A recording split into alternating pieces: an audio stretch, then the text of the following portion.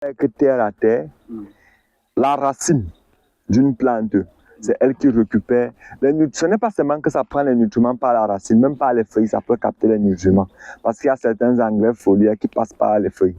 Mais la plupart des cas, c'est par la racine qu'on obtient les nutriments. Et quand vous regardez la tomate, vous allez souvent voir que vers le bas des pieds de la tomate, il y a les poils blancs. Vous regardez souvent ça, non? Ce sont aussi les racines. Ce sont des gars qui veulent être en terre pour pouvoir mieux se donner.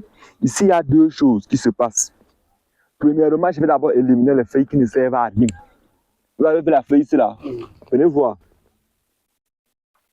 Je casse. Je casse. Je casse. Je casse. Je le fais, je casse. Je casse. Vous avez vu les feuilles que j'ai cassées ici, là? Et ils prenaient la nourriture pour rien. Parce que quand la racine prend la nourriture, elle a besoin de partager à tout le monde. Celui-ci lui prend la nourriture pour faire quoi avec? Il sert à quoi? Maintenant, la nourriture maintenant qui est restée là, que le reste de la nourriture maintenant va maintenant partir maintenant pour aider les autres plants à mieux se développer. Maintenant, la quantité de racines qu'il y a ici n'est pas suffisante. Maintenant, qu'est-ce que je vais donc faire? Regardez bien, je ne casse pas la tomate. Avant de le faire, approchez bien la caméra, s'il vous plaît. Vous avez vu comment je fais, non? J'ai d'abord nettoyé. Regardez ce qu'elle veut faire avec la main. Vous avez vu ma main, non? Vous avez vu ce que ma main fait, non? Je vais les séparer en deux. Pourquoi les séparer en deux? Quand ils sont collés là, c'est pas bon. Le fait qu'ils sont collés là comme ça, c'est pas bon. Je vais les séparer en deux. Et je vous dis, comme vous avez mon numéro, je ne pars pas loin. À 17 h, vous allez m'appeler, vous allez me dire que les plantes sont remontées. Regardez.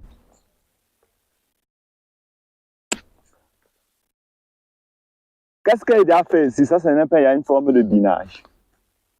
Oui, c'est une forme de binage. C'est une forme de binage, non? Je reviens encore ici. Comme j'ai envoyé celui-ci ici, maintenant c'est à moi de décider où, qui part où. Puisque c'est moi qui commande ici. Toi, il va t'envoyer ici. Et toi, il va t'envoyer ici, là. Maintenant, qui a remarqué quelque chose? J'ai créé un espace. Vous avez vu, non? Oui. Le fait que j'ai créé un espace, le bois que vous aviez vu ici, là, il avait fait venir ça parce qu'il voulait être de tuteur. Ça dépend de la variété de tomates. Quand la tomate est trop élongée, comme on a vu vers l'Angola, là-bas, vers Cabinda, là, il y a les variétés de tomates que lui, il est tellement très élongé, mais ce n'est pas ça ici. Ça, ce n'est pas la variété. Le fait que j'ai cassé comme j'ai cassé ici, maintenant, quand celui-ci va sortir sa part de racines, je vais augmenter la quantité des racines. Et quand j'augmente la quantité de racines, c'est comme si j'avais augmenté les cuillères pour manger. Même s'il y a les herbes, il va manger plus que eux. Maintenant, quand je fais même l'arrosage ici, il y aura une bonne pénétration en termes d'eau. L'eau va très bien entrer, ça serait mieux aéré. Le fait que j'ai fait ça, j'ai aéré le sol. L'oxygène peut mieux circuler. Les bactéries que nous, on ne voit pas, qui aident à fertiliser le sol, vont dire merci, merci, merci. Vous voyez un peu, non? Maintenant, alors, les bactéries qui sont souvent plus nuisibles là, la plupart des temps, ce sont des bactéries anaérobiques. On les appelle dans la famille des Enterobacteriaceae. Je prends un cas simple. La typhoïde est créée par une bactérie qu'on appelle le salmonella. Il y a plusieurs types de salmonella. Typhée, paratyphée, ce sont tous des bactéries que lui n'aime pas l'oxygène. Quand il voit l'oxygène, il n'est pas à l'aise. C'est la même chose ici. La plupart des bactéries qui créent les maladies n'aiment pas l'oxygène. Le fait maintenant que j'ai aéré le sol comme j'ai aéré, j'ai créé une condition dans laquelle ils ne peuvent pas bien grandir. Maintenant, pour éliminer la maladie, il y a plusieurs façons. Je sais que toi, par exemple, tu aimes peut-être beaucoup manger. Si moi, je veux t'avoir, qu'est-ce qu'il fait? J'enlève seulement la nourriture à côté de toi. Je sais que tu aimes beaucoup d'eau. Si je veux t'avoir, c'est quoi? Je diminue un peu l'eau. Tu ne vas pas t'en sortir. Je sais que tu n'aimes pas le soleil. Si je veux t'avoir, je t'amène maintenant le soleil. C'est comme ça qu'il faut réfléchir avec certaines maladies. Quand la pluie vient, quand le sol est humide, si vous remarquez bien, il y a certaines maladies qui viennent souvent, non? Vous n'avez pas remarqué qu'il y a les maladies qu'ils aiment quand il y a la pluie. Maintenant, pour éliminer la maladie, là, qu'est-ce qu'il fait? Qu'est-ce que vous devez faire? Vous devez dire la solution. Vous créez une idée de comment est-ce que vous allez faire pour que les conditions soient réunies pour que ça soit un peu plus... Vous voyez un peu, non? C'est un peu ça qu'on avait à faire. Si Dieu le veut, l'engrais que nous on va mettre sur pied ne va pas être rapide. Je préfère vous dire la vérité. Mais avec le temps, vous allez dire oui. Lui va durer. Et il va maintenant permettre que les fruits que vous aviez ici, regardez la différence. Si vous faites l'engrais chimique et l'engrais bio, la personne qui obtient les fruits à partir de l'engrais bio et celui qui obtient les fruits à partir de l'engrais chimique, s'il faut faire les jours, hein, la tomate de celui qui est à partir de l'engrais chimique peut faire 3 jours. Le 4e, ça commence à se gâter. Mais celui de l'engrais bio va peut-être faire 1 à 2 semaines avant que ça commence à se gâter. Qui a remarqué ça? Hein? C'est la même chose aussi même avec le piment et tout et tout. Pourquoi? Parce que dans l'engrais bio que vous fabriquez là, si par exemple vous avez pris tous les différents nutriments, comme je vous ai dit, il n'y a pas que l'azote, le phosphore et le potassium que la plante veut, non. Il y a le calcium, il y a le manganèse, il y a le fer, il y a donc il y a toute une cascade des éléments, mais en petite quantité. L'engrais bio que vous aurez va vous apporter tout ça. Et en plus de ça, l'engrais bio serait enrichi avec certaines hormones. Moi, j'ai une question là. Mais quel est ce phénomène qui se crée quand l'engrais chimique ça fermente avec la terre, après que vous l'avez épandé sur la terre? Ok, là maintenant, voici ce qui se passe. Premièrement, avant de répondre à votre question, il faut comprendre un peu le mécanisme d'action de l'engrais chimique. L'engrais chimique a un mécanisme d'action plus rapide, de maximum 21 jours. Si vous qui utilisez les engrais chimiques, après 21 jours, après un temps, vous ne voyez plus son effet. Ça part rapidement. À l'intérieur de l'engrais chimique, on a récupéré maintenant le nutriment qu'on a besoin, qui est l'azote, à une certaine quantité. On mélange avec un autre composant, juste pour gonfler l'engrais. Quand maintenant vous mettez l'engrais dans le sol, l'engrais maintenant va être absorbé sur une forme qui peut être quoi? Gazeux ou liquide. Ça n'est jamais formé sous forme solide, parce que quand vous regardez la racine, est-ce que ça peut prendre ça sous forme solide? Non. Quand maintenant ça va se diluer, et maintenant ça va être absorbé. Maintenant, dans la plante, il y a un mécanisme d'action qui permet de faire l'absorption. Il y a qu'on part terre à terre pour qu'on se comprenne. Oui. Il va maintenant tirer l'eau, tirer tout. Et maintenant, quand il va arriver, il va voir les nouveaux azotes. Il va dire, c'est riche. Il va tirer un peu tout. Et c'est ça qui va alors permettre alors de pouvoir tirer. Ça, c'est son mécanisme d'action. Sous forme gazeux ou liquide. Il va récupérer ça par les plantes. Mais si maintenant, c'est par les feuilles, c'est même à partir des pores. Vous savez que nos pores s'y respirent. Hein? À partir des pores, si les pores peuvent capter. Et maintenant, il y a ce qu'on appelle en anglais stomata pores au niveau de chaque plante comme vous regardez. Donc ça peut aussi permettre que quand vous mettez un produit, ça permet aussi d'absorber le produit à partir des stomata pores. Maintenant, est-ce que l'engrais porte un poison? L'engrais porte... Voilà comment ça se passe. L'engrais chimique, hein? L'engrais chimique porte un poison comment? Voilà ce qu'on va vous dire. D'abord, quand vous utilisez l'engrais chimique dans le sol, il y a ce qu'on appelle la contamination du sol. Pourquoi? Parce que dans l'engrais chimique, on est obligé d'ajouter certains trucs qu'on ne va pas vous dire. Un conservateur. On est obligé d'ajouter parfois un colorant. On est obligé d'ajouter parfois un adjuvant. Les trucs qu'on ajoute en dehors même de l'engrais chimique, même parce que c'est le dosage qui n'est pas bon, crée maintenant la contamination. Ça forme ce qu'on appelle des complexes avec le sol. Ça réagit, ça forme maintenant des complexes et ça laisse maintenant ce qu'on appelle les métaux lourds.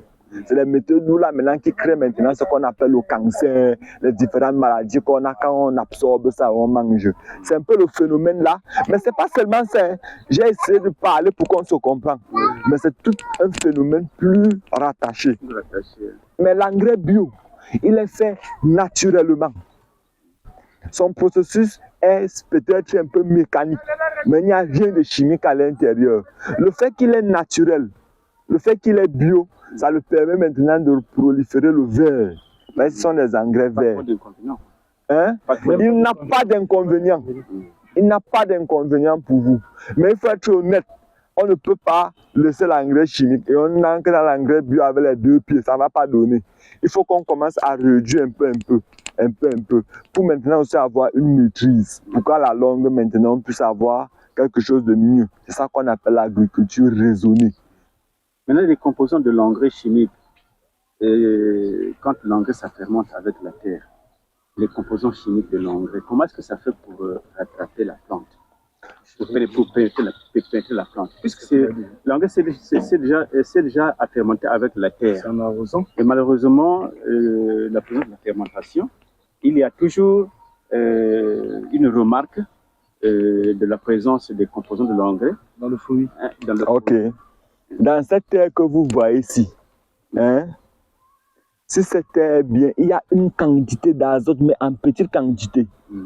L'engrais chimique que vous dites là, généralement, sont les NPK, azote, potassium, phosphore. Quand vous mettez maintenant l'engrais chimique, vous augmentez la concentration de cet azote-là sur la terre. Ce qui fait que dès qu'on absorbe, quand c'est plus concentré, on prend beaucoup. C'est clair maintenant? Et quand on prend beaucoup, on tire donc aussi presque la plupart des composants de l'engrais chimique. Voilà, ça tire dans la plupart des composants d'engrais chimique. C'est bon maintenant? Oui. Je pense qu'il va falloir qu'on... Maintenant à la consommation, finalement, donc, c'est un problème de rémanence. Bon, à la consommation, voilà donc ce qui se passe. Puisque l'engrais chimique, ce n'est pas naturel. La plante a été surprise, elle a incorporé ça. Parce que la plante a ce qu'on appelle les antioxydants. Voilà. Les antioxydants, c'est ce que la plante a pour lutter contre ce qui n'est pas bien. Je vais prendre un cas simple. Quand vous allez par exemple regarder le soja a un antioxydant qu'on appelle la phytate. Certains gens vont vous dire que c'est un poison. C'est un peu vrai. Mais quand on trempe le soja, on retire, ça enlève les phytates qui sont à l'intérieur. Le fait maintenant que les engrais chimiques là sont incorporés, ça affaiblit d'abord l'antioxydant de la plante. Ça modifie même la structure de la plante. Le fait maintenant qu'il est surpris, il laisse ingérer quelqu'un qui va venir chez lui qui ne pourra pas contrôler après.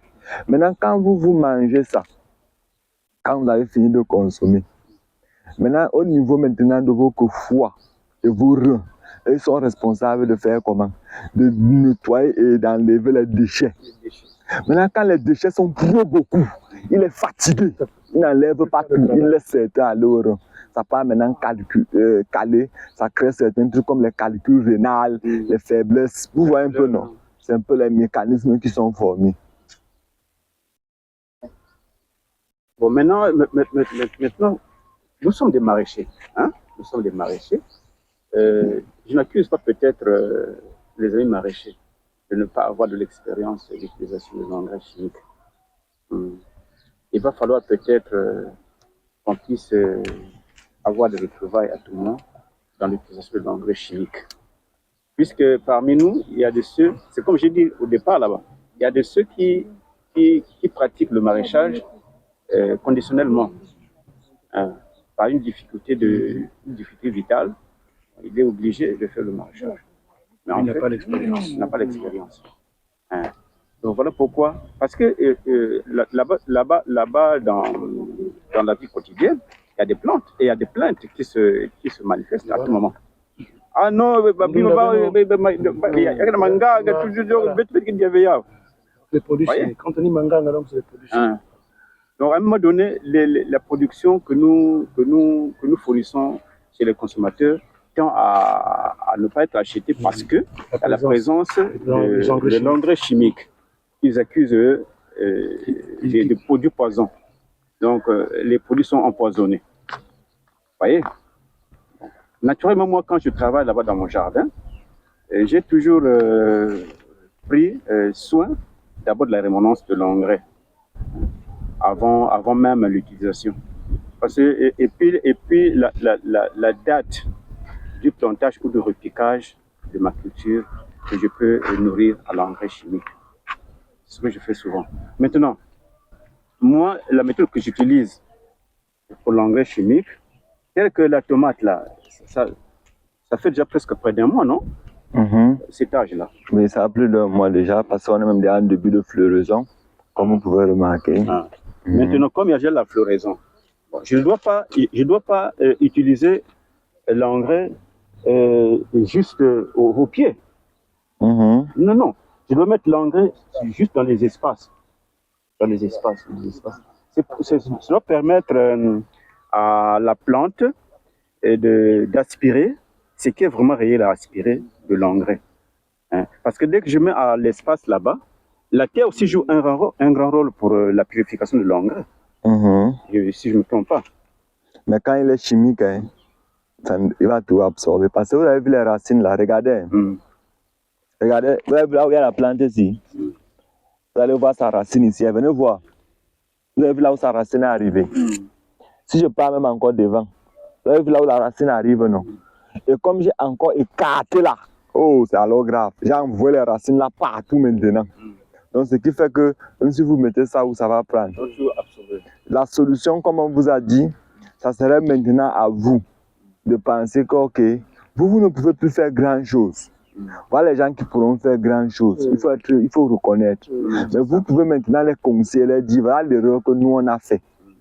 Maintenant, pour vous, voilà comment vous devez faire. Et maintenant, pour que vous puissiez maintenant les donner, ça, il faut que vous acceptez de travailler. Travailler en groupe. Vous avez trouvé telle maladie dans votre champ. Vous l'appelez, vous dites, papa Nangai, viens. Ça, c'est une maladie que j'ai vue. On peut faire comment pour soigner? Lui, peut-être qu'il avait déjà soigné ça facilement. Il te dit que voilà comment on soigne. Voilà un truc naturel. Je vais vous donner un petit secret. Un très petit secret. Vous avez vu les choux? Les choux. C'est l'urée. Je pense qu'on peut arrêter alors la caméra. C'est l'urée que vous achetez. Alors, coupe la